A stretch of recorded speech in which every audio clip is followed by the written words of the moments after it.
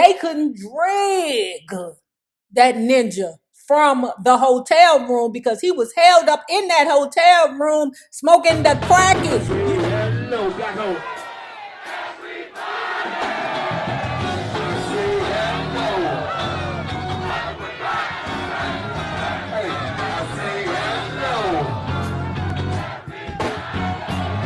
See this brother win, man. What is your win, babe? What is your win, babe? Well, hello there, love bugs. Hello there, Bellas. If you have not already done so, please remember to like, share the Facebook, subscribe, and visit uptopbeauty.com. Today's looky will be our golden camellia flower. And if you are not already a part of our book club, please hit the Patreon link below and or the join button here on the YouTube, and for a small monthly fee of $5, you babies, that's my puppy, yes, you can be privy to all the shenanigans before the YouTube gets it, if the YouTube gets it. Now, let's continue talking about The Temptations. Deliver Us from Temptation by Tony Turner. The tragic and shocking story of the Temptations and Motown. Child, this finna be a trip. Dennis Edwards had come back to the group in 1980 after things didn't work out with his replacement, Louis Price. Otis warned him that they would not tolerate any nonsense.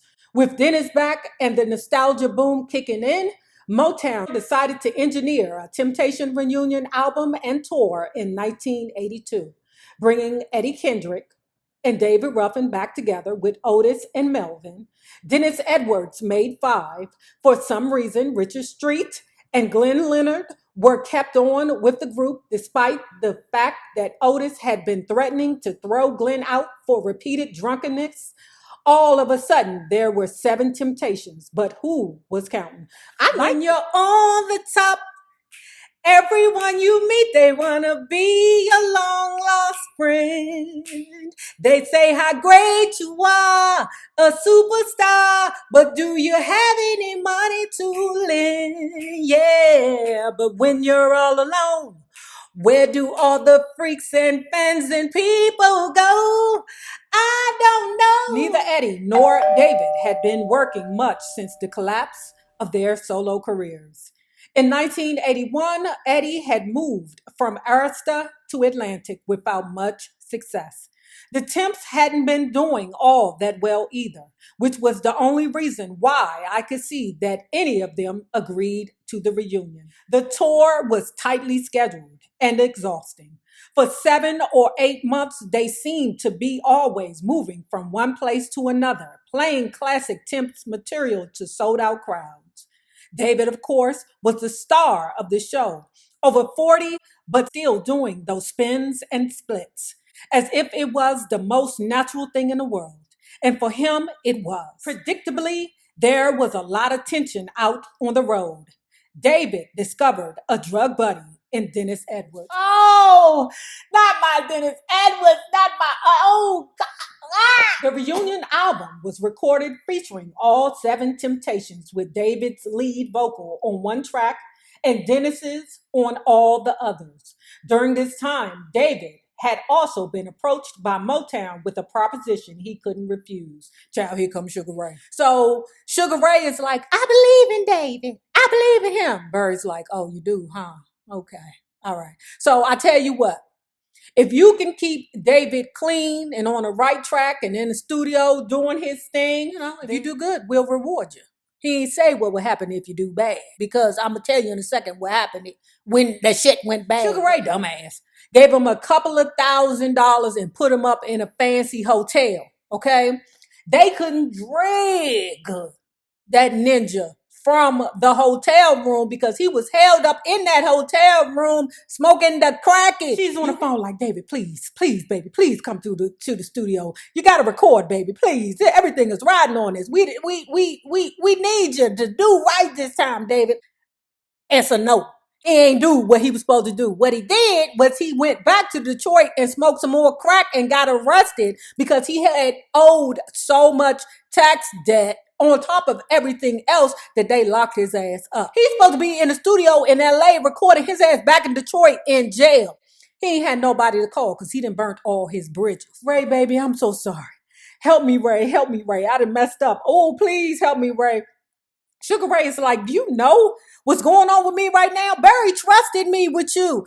First of all, Sugar Ray, you never give a current crackhead tens of thousands of dollars and think he ain't gonna smoke it first. What the hell is wrong with you? So Barry Gordy put her in a trick bag. So what happened when Sugar Ray told David Ruffin, I'm sorry, I can't help you. When she went back to the Motown to discuss it with Barry Gordy, he fired her ass for the 17th time. By the time the reunion tour did finally finish, after the only to be expected fights about control after Eddie and David had stalked out of one meeting at Motown saying that Dave refused to be treated like kids anymore, and after David and Dennis had both spent much of their money and time getting high, by then it was too late for David. He had a date for sentencing in court.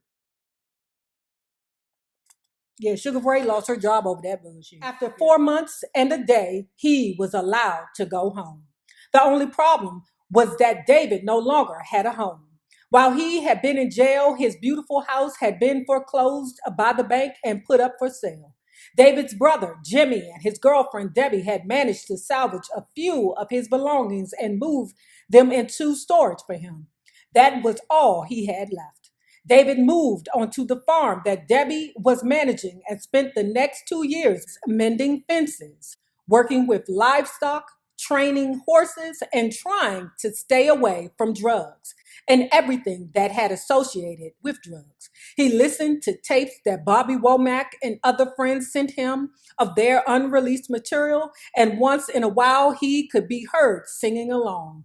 Then you'd hear him humming pieces of his own tunes, trying to come up with lyrics. Eddie went back to obscurity too, while Otis and his Temps, who replaced Glenn Leonard's Kendrick like tenor with Ron Tyson's Kendrick like tenor right after the reunion tour, treaded water for a while until Motown came up with another blast from the past idea. They took the Temps and the Four Tops, who had just returned to Motown after a surprisingly successful 10-year stint at ABC, teamed the Temps back up with Norman Whitfield and the Tops with the songwriters who had made their dreams come true, Holland Dozier Holland, put the two groups in adjoining studios and had them cut competing albums. I hadn't seen Eddie Kendrick or David Ruffin for quite some time.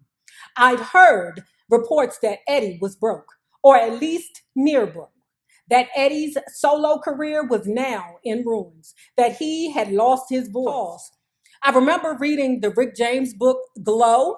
Rick James said that when he had got the Temptations in the studio, he had to really work with Eddie because he was like, wait a minute, something not right. Something not right. Something's wrong. Something's going on here. Eddie, what's happening to your voice? I hadn't seen Eddie Kendrick or David Ruffin for quite some time.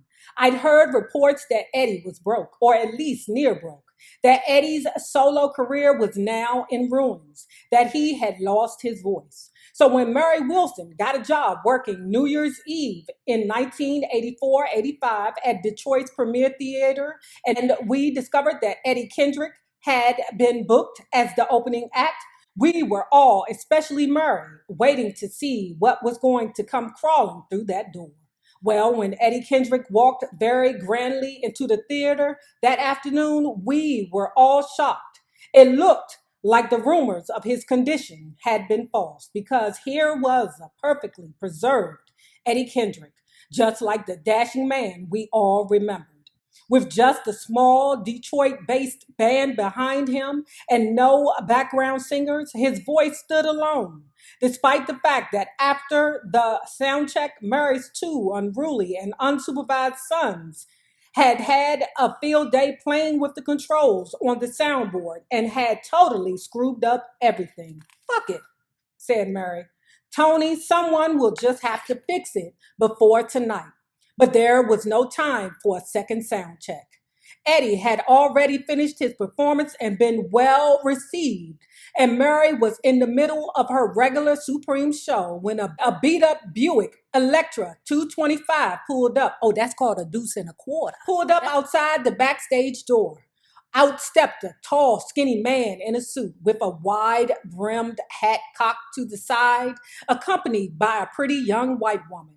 Next thing I knew, a very subdued David Ruffin was standing with his arm around my shoulder, telling me how proud he was of Mary and me, and how pleased and surprised he was that Mary was able to do all of this on her own after everybody had always said for years that she couldn't sing and had no real talent.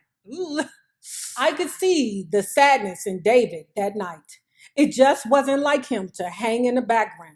Even when Eddie announced from the stage that David Ruffin was in the house and the screams rose up from the crowd, David was reluctant to go out on that stage. I had to just about push him out. But the moment he appeared in front of the crowd and heard them go wild, cheering him on to sing something, it was as if he lit up inside. Without a second thought, David started singing as if he had never stopped. And the whole jam session developed with him, Eddie, Mary, and her background singers, all singing along to My Girl and Ain't Too Proud to Beg, and all those old Temptation songs that David used to sing lead on. It seemed so natural for them to be up there on stage together. The minute that Eddie Kendrick and David Ruffin got back together again as former lead singers of the Temptations, their stars began to rise and their pockets began to fill. This reunion was hot news, too hot.